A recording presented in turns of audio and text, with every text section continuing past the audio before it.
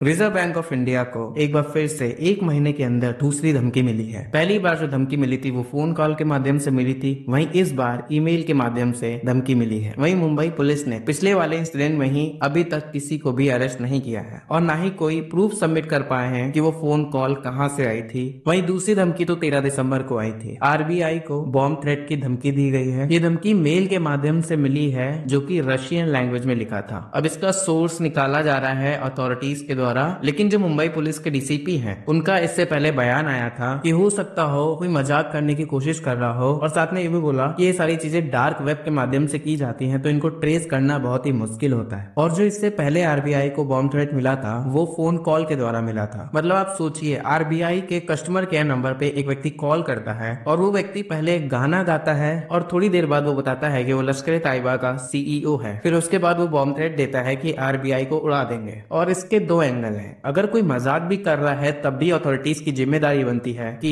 उसे पकड़े और उसको इसकी सजा दिलाए। तो मुंबई पुलिस ने इस कॉल को लेके कोई भी बड़ा कदम नहीं उठाया है। और दूसरा एंगल ये है जो कि सीरियस हो सकता है, क्योंकि आरबीआई के अंदर एक चेंज हुआ है। वो चेंज ये है कि संजय मल्होत्रा जी आरबीआई के 26th गवर्नर बने हैं। उन्होंने शक्तिकांत दास को रिप्लेस किया है और आईएएस ऑफिसर रहे हैं और वो अब आरबीआई के गवर्नर हैं। और इसको इस चीज से भी देखा जा रहा है कि ये डायरेक्ट थ्रेट संजय मल्होत्रा जी के ऊपर भी हो सकता है, जिसके बाद संजय मल्होत्रा जी की सिक्योरिटी बढ़ा दी गई है। और ये दोनों केस महाराष्ट्र पुलिस के पास रजिस्टर हो चुके हैं। तो अब देखते हैं कि आगे क्या होता है। और सिमिलर सी घटनाएं दिल्ली में भी चल रही है, जहाँ पे 16 प्राइवेट स्कूलों को बॉम्ब थ्रेट्स दिए गए और ये बॉम्ब थ्रेट भी ईमेल के माध्यम से आए थे। और इसमें कई सारे स्कूल हैं जैसे कि DPS, Salwan school, Cambridge school और मॉडर्न स्कूल। उनको ईमेल आया था कल सुबह 4 साढ़े 4 के बीच, जिसके बाद बॉम्ब स्क्वाड टीम पहुंचती है। स्कूल की छुट्टी कर दी गई। यहाँ पे भी दो ही एंगल है, या तो किसी ने मजाक किया है या तो कोई सीरियस है। और अगर किसी ने मजाक किया है तो इसका इम्पैक्ट ये है कि उस मजाक से पूरा प्रशासन हिल चुका है। वहीं दिल्ली के प्रशांत विहार में 2 महीनों के अंदर 2 ब्लास्ट हुए हैं, वो भी सेम जगह पर, एक सीआरपीएफ स्कूल के पास और दूसरा ब्लास्ट पीवीआर सिनेमा के पास हुआ था, जिसमें एक ऑटो ड्राइवर को गंभीर रूप से इंजरीज हुई थी। और इसमें सरकार एक दूसरे पर आरोप प्रत्यारोप लगा रही है। वही दिल्ली वाले केस में तो खालिस्तान वाला एंगल सामने आया था, लेकिन उसके बाद इस पर कोई एविडेंस नहीं था तो ये मामला दब गया और ये मीडिया में कवर नहीं हुआ। तो हमें नहीं पता कि इस ब्लास्ट के बाद क्या हुआ